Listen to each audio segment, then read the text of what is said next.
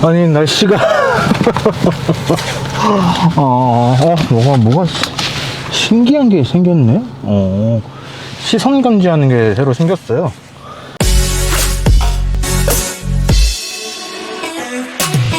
자, 여러분 안녕하세요. 카메라든 최정필 기자입니다. 저는 이번에 제네시스의 G70 슈팅 브레이크 시승 행사에 나와 있습니다. 지금 카메라를 좀 급하게 부착을 했더니 이게 지금 앵글이 제대로 잡히는지 모르겠어요. 만약에 좀 안 잡혔다라고 하더라도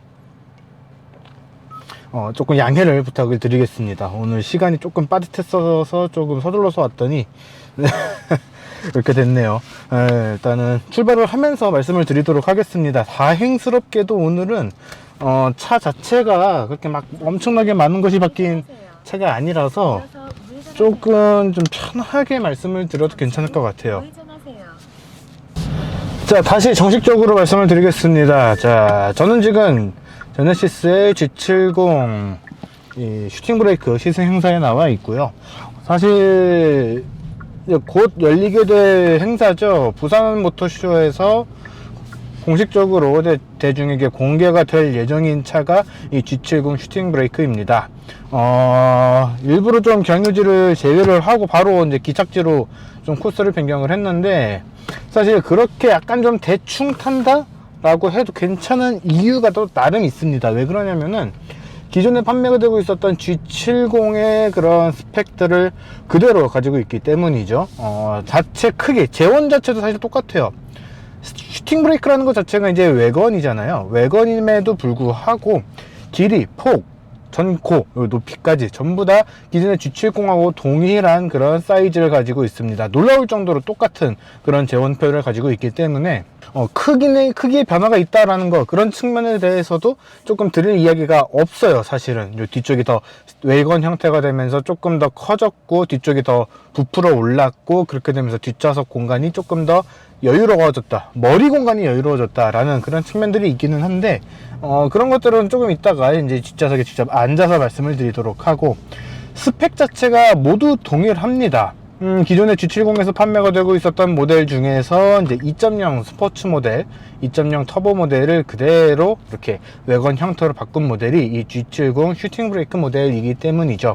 뭐 외건, 슈팅 브레이크, 뭐 에스테이트, 굉장히 다양한 이름들이 있죠. 뭐 스테이션 외건이라고 부르는 그런 브랜드들도 있고 그렇긴 한데, 다 통틀어서 그냥 외건이라고 이야기를 해도 괜찮습니다. 사실 다 같은 형태거든요. 그런데 왜 이렇게 이름을 나눠서 부르느냐라는 거에 대한 좀 궁금증은 있을 수 있다고 생각이 됩니다. 그렇게 생각을 하시면 좋을 것 같아요. 사실 메르세데스 벤츠 같은 경우에도 에스테이트라고 이름을 붙이는 외건이 있고요, 슈팅 브레이크라고 이름을 붙이는 그런 외건이 있습니다. 차이점이 뭐냐면은 슈팅 브레이크라고 이름을 붙이는 외건들은 조금 더 스포티해요. 반면에 에스테이트라고 이름을 붙이는 친구들은 조금 더 편안하고, 뭐 스테이션 외건이나 그냥 투어링, 투리스 뭐 이런 식으로 부르는 친구들은 그 사이에 있다라고 보시면 좋을 것 같아요. 아니죠, 스테이션 외건 같은 경우에는 조금 더 공간 활용성에 집중을 한 그런 형태, 투어링이 조금 더 이런 에스테이트하고 슈팅 브레이크의 사이에 있다 정도로 이야기를 하면 좋을 것 같습니다. 왜 이렇게 굳이 나눠놨냐? 사실 이런 외건 형태의 고성능 차들을 운전을 해보면은 일반적인 세단 형태나 쿠페 형태보다 더 재밌게 달릴 수 있는 그런 측면들이 있습니다. 이거는 이제 공기역학적인 측면하고 같이 묶여서 이야기를 하게 되는 그런 부분인데, 날렵한 공기의 흐름을 만들기 위해서 와류를, 뒤쪽에서 발생을 하는 와류를 줄이기 위해서 이제 쿠페형으로 깎는다거나 뭐 길게 쭉 뺐다거나 이런 이야기들을 하잖아요. 어떤 것이 더 낫다라고 이야기를 하기 약간 좀 애매한 부분들이 있기는 해요. 아예 차가 더 완전히 더 컴팩트 해버려서 아예 크기나 모든 것들을 다 극단적으로 줄이는 형태로 갔다 그러면은 쿠페형의 라인이 맞기는 한데, 조금 사이즈가 큰 차다라고 하면은 외관 형태가 더 나을 때도 있습니다. 무게적인 측면에서도 뒤쪽을 더 이렇게 부풀어 오르면서 더 눌러주는 그런 경향들이 있기 때문에 조금씩 더 이런 차이점도 있고, 장점이라고 생각이 되는, 장점으로 만들어지는 그런 부분들도 있거든요. 이 G70 같은 경우 G70 같은 사이즈에서는 이렇게 외관 형태로 만드는 것이 어떻게 보면은 스포티한 형태에서는 더 어울리는 형태다 라고 이야기를 할 수가 있는 거죠. 제네시스 쿠페가 단종이 된 다음에 G70이 나오고서 많은 분들이 이런 이야기를 했습니다. G70 쿠페형으로 만들어서 젠쿱 후속으로 좀 내주면 안 됐을까 라는 그런 이야기들을 많이 했는데, 그런 측면에서도 쿠페형이 아닌 그런 외관 형태로 방향을 잡고서 차를 만든 것들은 그런 의도가 조금 포함이 되어 있었다라고 생각이 듭니다. 어쨌든 그렇게 만들어진 차고 G70을 기반으로 했기 때문에 이 차의 대부분의 것들은 진짜 G70의 것을 그대로 빼닮았습니다. 차의 크기나 엔진이나 이런 것들, 뭐 인포테인먼트 시스템 이런 것들도, 특히 인포테인먼트 시스템 같은 경우에는 신형 G90에 들어갔던 그런 차세대 UI UX가 들어간 것이 아니라 기존에 사용을 하고 있었던 그 UI UX, 인포테인먼트 시스템이 그대로 탑재가 되어 있기 때문에 신차지만 완전 신차라는 그런 느낌보다는 확실히 파생형의 모습이구나 라는 것들을 느낄 수 있는 그런 구성을 가지고 있습니다. 그러다 보니까 저는 지금 되게 익숙해요.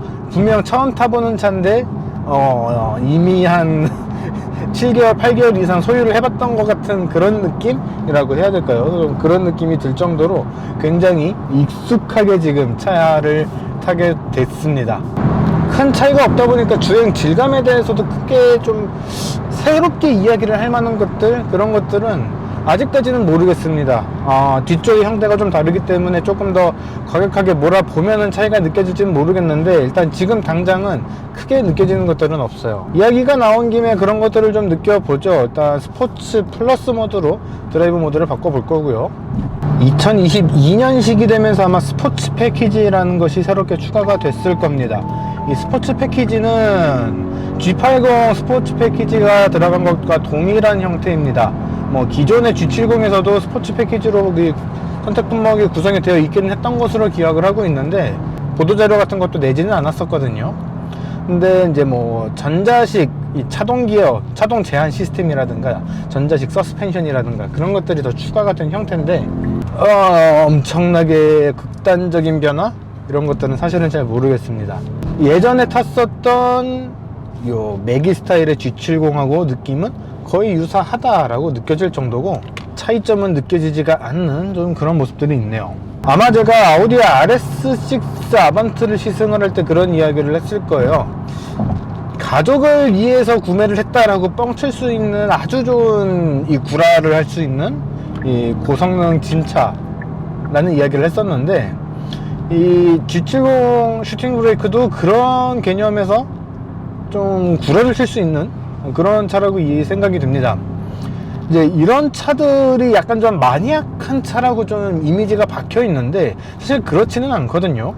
이런 차들을, 특히 이런 외관 형태, 고성능 외관 형태를 세컨카로 이야기를 하는 분들이 굉장히 많은데, 이런 차들은 메인카로 가야 된다라고 저는 생각이 듭니다.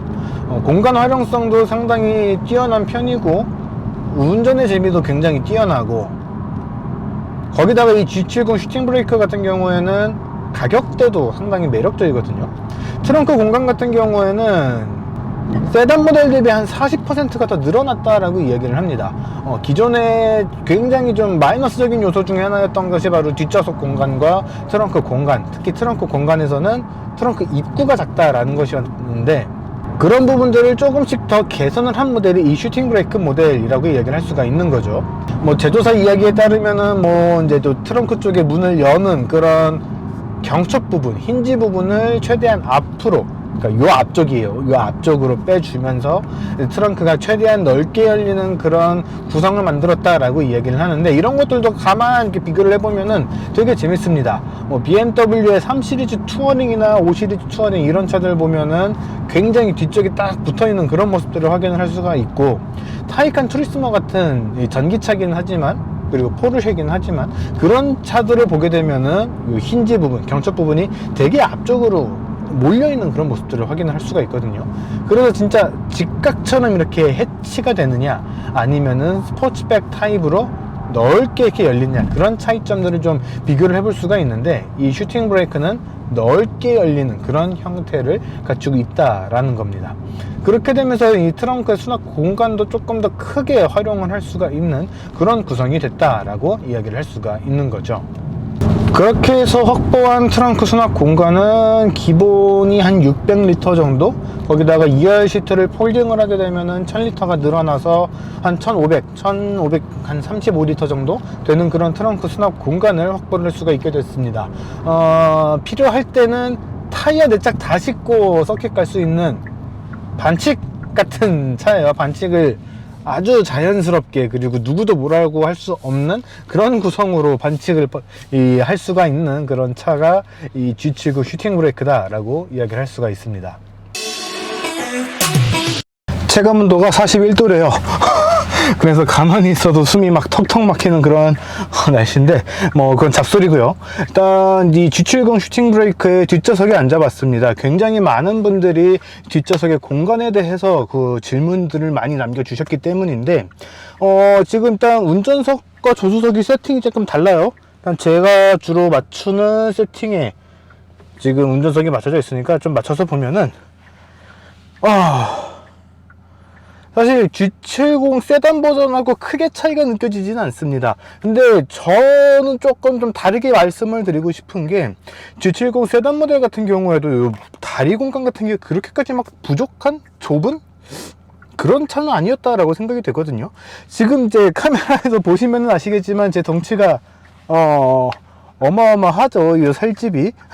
그런데도 불구하고 굉장히 무릎 공간도 지금 주먹 하나 가까이 남는 그런 공간도 좀 볼 수가 있고, 발 공간 같은 경우 요 발 밑에, 요 시트 밑에 요 발이 쏙 들어가는 공간이죠. 그런 공간 같은 경우에도 나쁘지 않아요.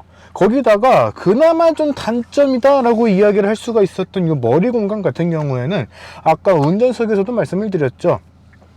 슈팅 브레이크, 요 외관 형태가 되면서 뒤로 쭉 뻗어나가는 그런 라인이 적용이 됐기 때문에 조금 더 머리의 공간에 여유가 좀 있습니다. 근데 제가 여기서 또 약간 좀 의외라고 느껴지는 거는, 이렇게 쭉 내려가는 그런 라인들, 여기가 살짝 내려와 있거든요. 여기를 조금 더 높여줘도 되지 않았을까? 라는 그런 생각이 약간씩 좀 들기는 합니다. 그런 부분에서 여러분들이 우려하셨던 것보다는 조금 더 뒷자리에 공간이 남아 있다 라고 말씀을 드리고 싶은 부분이 있고, 그와 동시에 그럼에도 불구하고 뭔가 미묘하게 좁다라는 그런 생각들도 같이 든다라고 말씀을 드리고 싶은 거죠. 그 외에 뭐 발 공간, 무릎 공간, 머리 공간, 이런 거에 대해서는 그렇게까지 걱정을 하지 않으셔도 되겠다라는 생각이 들 정도로 상당히 무던한 그런 사이즈의 요 실내 공간을 보여준다라고 말씀을 드리고 싶습니다. 제가 뭐 남다른 그런 이 체중을 가지고 있기 때문에, 그런 덩치를 가지고 있기 때문에 보통은 제가 타면은 다 좁아 보이는 그런 매직이 펼쳐지거든요. 지금도 그렇게 막 넓어 보이진 않다라고 생각이 되실 텐데, 이쪽에서는 어떻게 보일까요? 생각보다는 조금 좀 여유로운 그런 공간. 그냥 막 이렇게 막 뒤쪽까지 막 끌어 붙여서 앉은 것도 아니에요. 그냥 편하게 이렇게 앉아 있음에도 불구하고 나쁘지 않은 그런 실내 공간을 누릴 수가 있다라는 것들을 다시 한번 말씀을 드리고 싶었습니다. 슈팅 브레이크가 되면서 머리 공간에 조금 더 여유가 생겼다라는 것들을 포인트로 잡아주시면 좋을 것 같아요. 나는 무조건 세단이야, 무조건 멋진 디자인이어야 되기 때문에 무조건 세단이야, 혹은 나는 이 비포장도로도 많이 가고 하기 때문에 무조건 SUV여야 해, 이런 극단적인 쪽이 아니다 라고 한다면은, 합리적으로 봤을 때는 외관 형태가 좀 많이 팔리는 게 맞거든요. 우리나라에서는 유독 좀 겉으로 보이는 것들에 대해서 신경을 많이 쓰는 그런 경향들이 있기 때문에 이 외관을 선택을 하는 게 굉장히 적다는 거를 넘어서 거의 없다시피 한데, 합리적으로 본다면은 이 G70 슈팅 브레이크를 그냥 G70 세단 대신 사지 않을 이유가 없습니다. 나는 무조건 3.3 터보를 사야 해 라는 게 아니라면 말이죠. 그런 측면에서 봤을 때 이 G70 슈팅 브레이크는 진짜 재밌는 차예요. 뒤쪽에서 공기 흐름을 막 엄청나게 잘 뽑아내준다, 잘 밀어내준다, 이런 것까지는 아닌데, 기존의 G70보다는 조금 더 뒤가 더 차분합니다. 그래서 동일한 수준으로 차를 밀어붙였을 때 조금 더 안정적으로 차의 거동을 보여준다라는 거죠. 아마 더 과격하게 할 수 있는 서킷에서 더 과격하게 밀어붙인다라고 한다면은 이 차이점들은 더 크게 느껴지지 않을까라고 생각이 되고요. 펀드라이빙을 즐기시는 분들이라면은 한 번쯤은 이 차를 고려를 해보는 게 훨씬 낫지 않을까라고 생각이 됩니다. 뭐 못생겼어 라고 생각을 하시는 분들도 많이 계실 텐데, 사실 앞쪽은 똑같기 때문에 할 말이 없고요. 뒷모습 같은 경우에는 이 G70 슈팅 브레이크가 훨씬 낫다고 생각이 됩니다.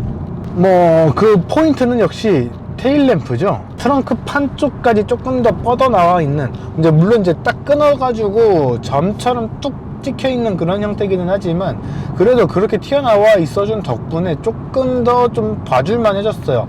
조형미가 조금 더 남달리 살아있다라고 해야 될까요? 그렇게 뚝 점처럼 찍은 데는 역시 원가의 문제가 있었겠죠. 기존의 G70에서 사용을 하고 있었던 그 테일램프를 그대로 써야 했으니까 그렇게 했을 텐데, 그런 것들을 다 같이 감안을 해본다 라고 하더라도 뒷모습은 이 G70 슈팅 브레이크가 훨씬 낫다 라고 저는 말씀을 드리고 싶습니다.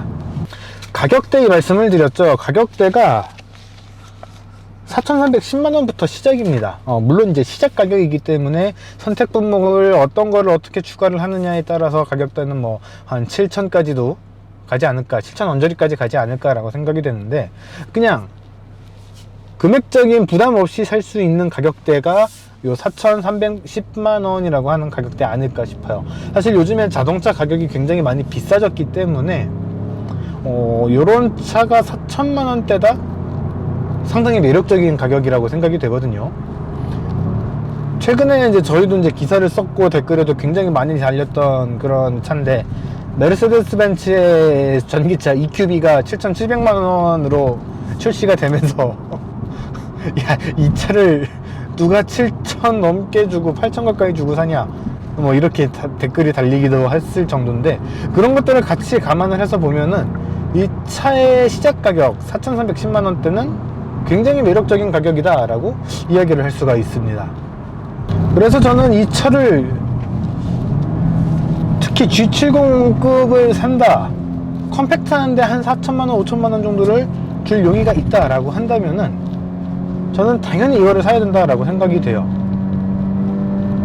뭐 비슷한 성능에 비슷한 이 공간 활용성이 가능한 조금 더 큰 차를 원한다 라고 한다면은 뭐 다른 선택지도 있겠죠. 뭐 예를 들면은 뭐 스팅어라든가 그런 것들이 있을 텐데, 그렇진 않고 이렇게 조금 컴팩트한 사이즈에 성능 재밌고 조금 럭셔리한 그런 감성도 느낄 수 있으며 공간 활용까지 제대로 활용을 할 수가 있다 라고 하는 차를 원한다, 그렇다면은 이 G70 슈팅 브레이크가 맞다 라고 저는 생각이 듭니다. 차 자체로만 본다면은 분명 잘 만든 차였고, 공간에 대한 아쉬움들이 계속해서 이제 제기가 됐던 것들도 이해는 하지만, 차의 크기를 생각을 해본다면은 당연한 그런 크기였고요. 우리가 M2 뭐 이런 차들에서 이제 뭐 G70이 M2급이라는 이야기는 아니지만, M2 이런 차에서 공간 작다고 우리가 막 뭐라 그러지는 않잖아요. 이 시리즈 그란 쿠페 이런 차에서 공간 작다고 막 뭐라 하지 않고요. 원래가 그런 차니까. 그렇게 생각을 한다면은 이 차의 공간에 대한 거는 굳이 이야기를 할 필요는 없다라고 생각이 되고, 성능 자체는 굉장히 잘 만들어진 차였고, 그런 성능에다가 그 단점, 유일하게 단점 아닌 단점이 하고 계속 욕을 먹던 뭐 공간성에 대한 것들이 조금 더 개선이 됐기 때문에, 이 차는 디자인만 뺀다면은 가격적인 측면에서도 그렇고 차의 기본기에 대해서도 그렇고 운전할 때의 재미에서도 그렇고 딱히 뭐라고 할 만한 그런 차는 아니다 라고 저는 생각이 됩니다. 아무튼 조만간 다음 영상은 이제 푸조 U308에 대한 이야기로 돌아올 예정이고요. 이어서 토레스에 대한 이야기도 전해드릴 수 있도록 하겠습니다. 자, 이번 영상은 여기까지고요. 저희는 다음에 뵙겠습니다. 감사합니다.